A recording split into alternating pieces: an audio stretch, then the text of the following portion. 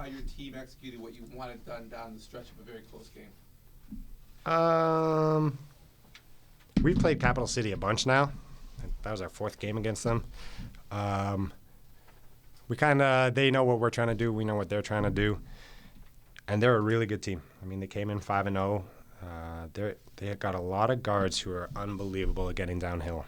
And we tried to keep them out of the paint, and they still had, 82 points in the paint. I don't know, the 14 points from the free throw line. That's 96 points from attacking the rim, right? So that's something we're definitely going to have to fix for tomorrow. Down the stretch, maybe marginally better, but that's about it. We lost a lot of rebounds on defense, whatever it is, but we got 50 rebounds for the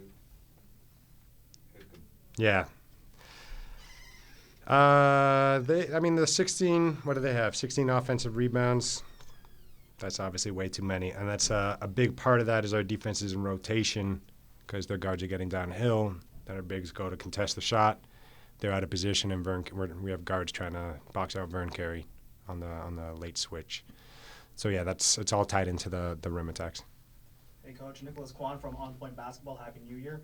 Some of you guys joined the roster for 2023. What's your first impression of Joe Wisekamp in particular? Yeah, I think that might have been a one and done for us. But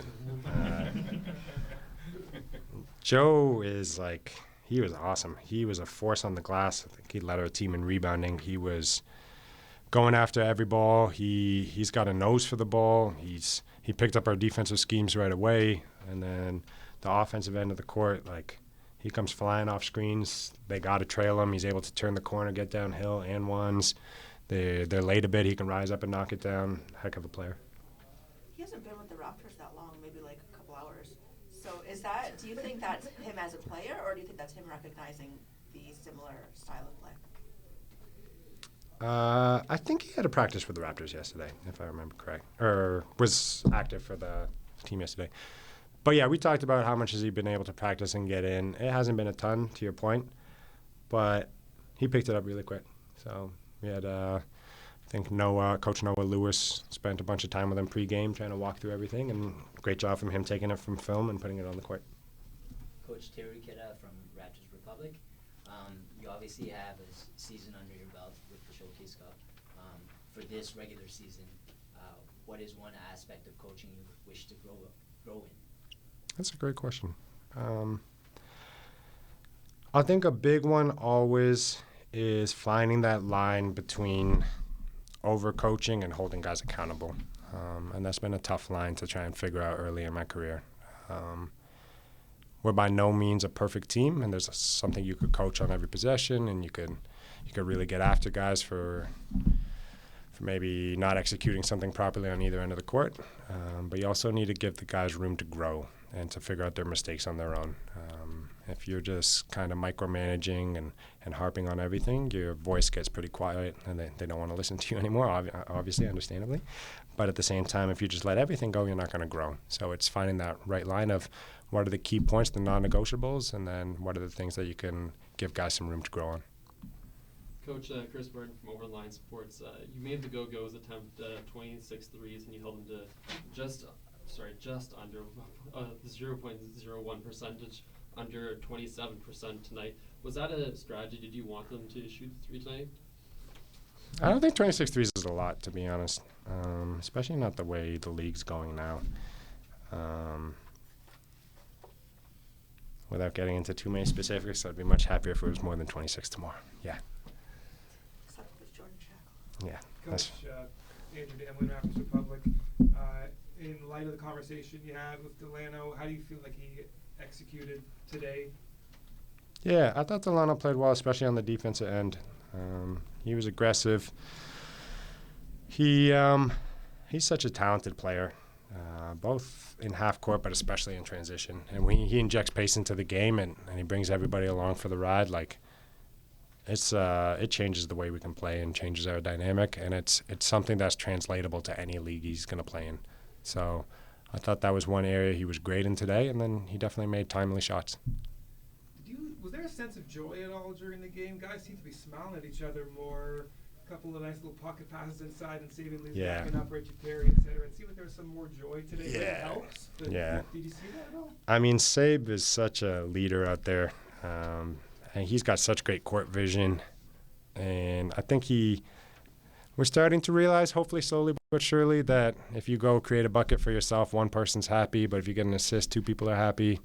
And if you drive it and somebody sets a great screen and you kick it out, three people are happy. Like, the more people involved, the happier everybody gets. It sounds very simple, but basketball's more fun when more people are involved. So definitely gets more smiles on everyone's face. Was that the greatest gift of all? Was getting Saben back? He's probably better off the. I mean, he's a great player, but he's probably better off the court than on the court even. Mhm. Yeah.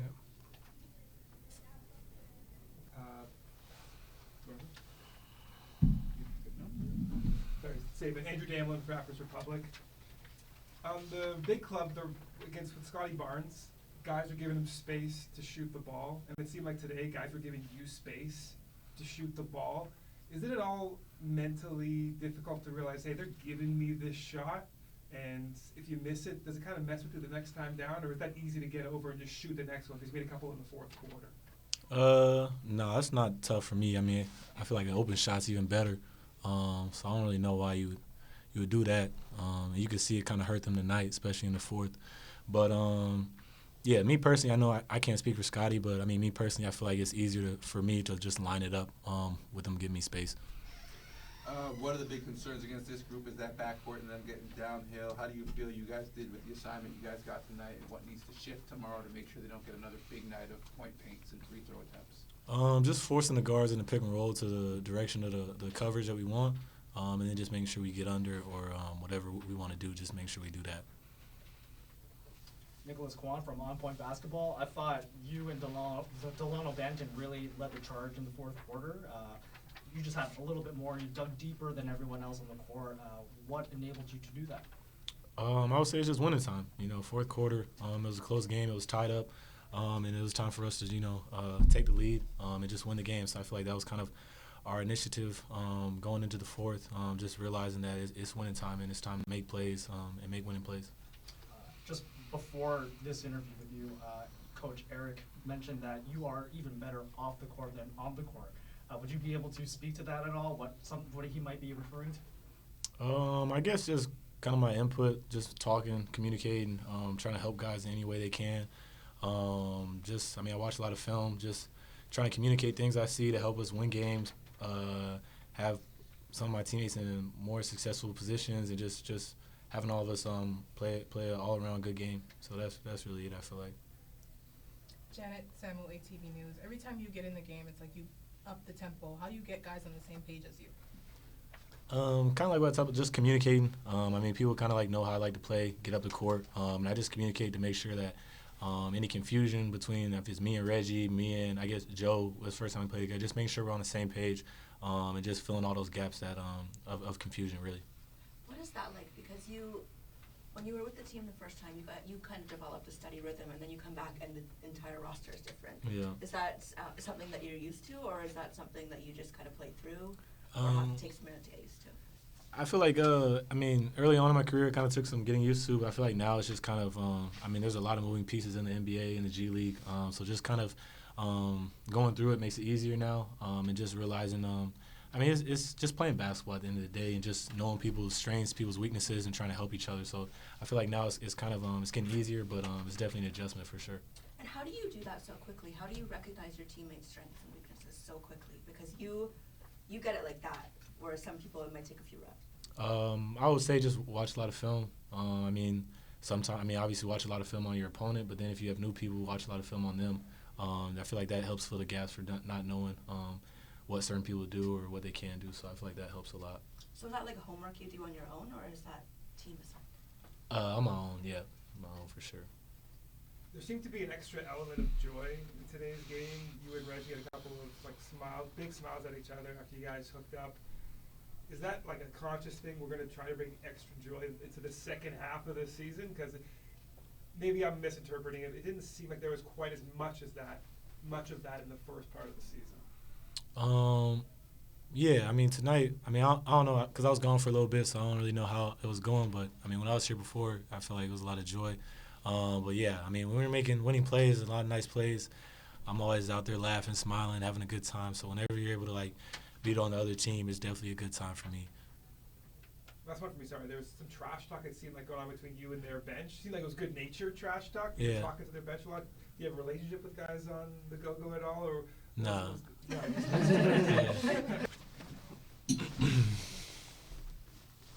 Hi, Joe. Chris Martin from Overline Sports. Obviously, this is your first game with the organization since coming over, and it seemed like you had a really good game today. What allowed you to, get in that rhythm with guys that you've never played with?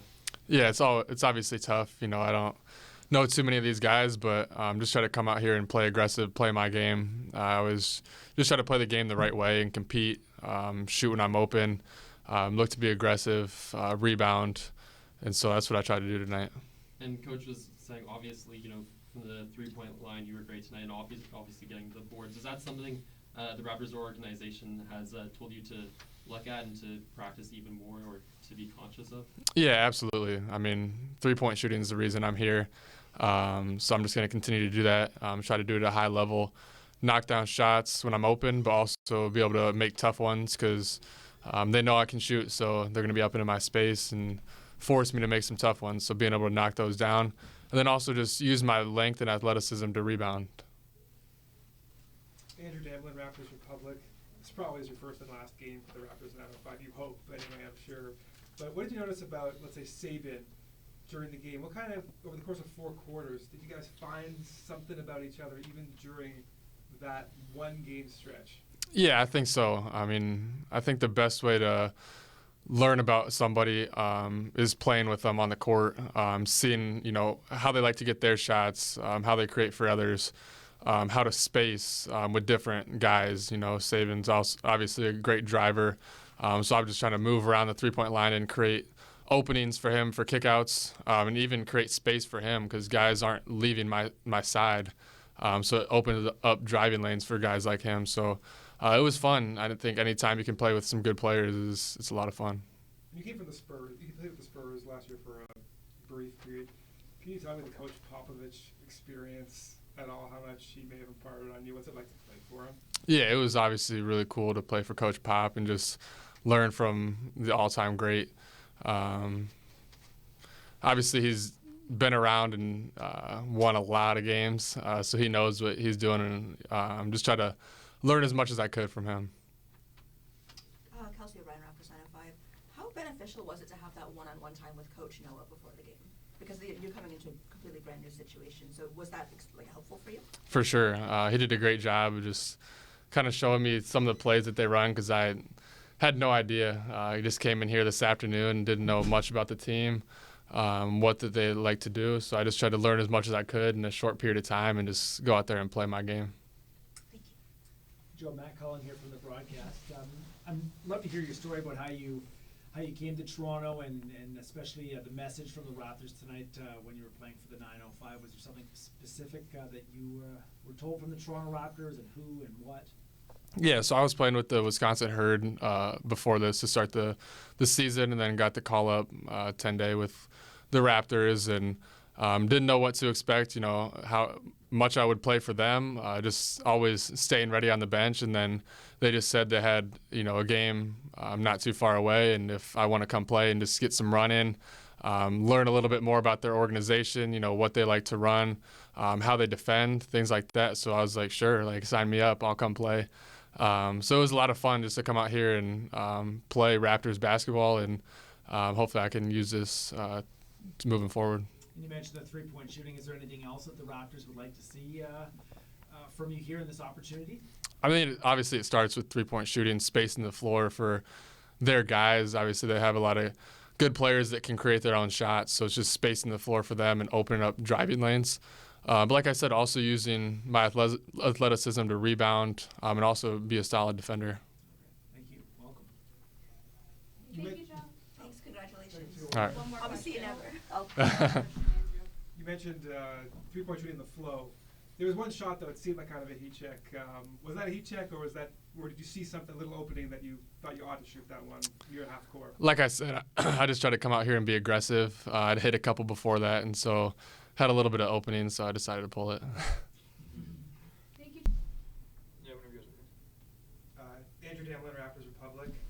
you and Saben seem to have a lot of joy together today. You're dapping each other up on a couple plays. How welcome is his return, and how much fun do you have playing with him? I have a lot of fun playing with him. I mean, he's a great teammate, willing passer. He knows the game really, really well. So I have a lot of fun playing with him. Got kind of a good chemistry just from playing with him earlier in the showcase this year. So. Different role for you today coming off the bench. I mean, same role at the end, closing the game. What's it like adjusting to coming off the bench for the first time for 905 this year, I believe? Yeah, I mean, it's all good. I mean, like, just a little different, just trying to figure out ways to impact the game coming off the bench. Nicholas Kwan from On Point Basketball. The Go-Go, even though you won, they got 82 points in the paint today. What can you and your team do different in tomorrow's rematch to just shore that up a little? Just figure out ways to be in the gap, figure out ways to get back in transition. They hurt us a lot earlier in the game in transition-wise, us not being in the right position defensively. So just making sure we're there earlier so that they can't punch those gaps early. Cool, thanks Reggie. Unless anyone else. I have a question. You took a few threes earlier, missed some under the basket, but ultimately ended up in double digits, 21 points. How much of your game is letting it come to you versus going out and getting it yourself? That's a lot of it. It's a big part of my game. It's just letting it come to me. I know I can put up big stats in this league at any point I get ready. So just figuring out ways to just make sure my percentages are well. How does it feel to be the guy that you know that they're going to target you specifically? Any team that comes in, they're going to target you. How does that feel? Like, does that make you feel confident? Does that make you feel like you need to change your game? A little bit both? It honestly gives me confidence. Just knowing that teams are game planning around me just helps me want to, like prove them that they can't really, their game plan won't work, honestly. All good, guys? All good. Thank you.